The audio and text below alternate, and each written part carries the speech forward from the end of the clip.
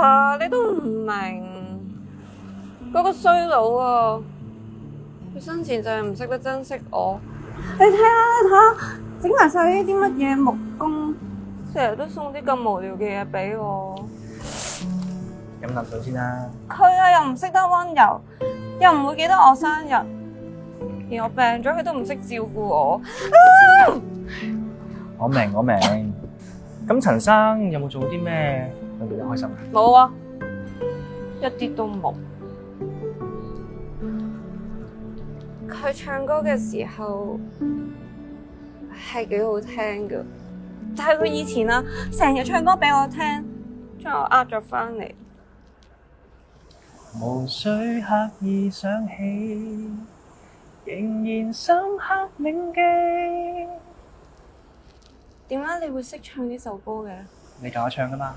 我教你。如若心聲相通，憑直覺都可感覺你。幫我掂我啊！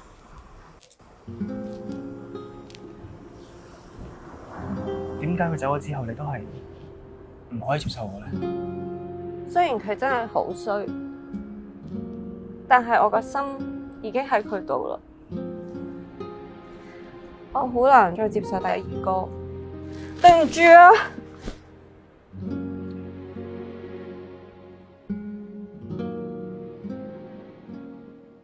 陳生又嚟探陳太啊？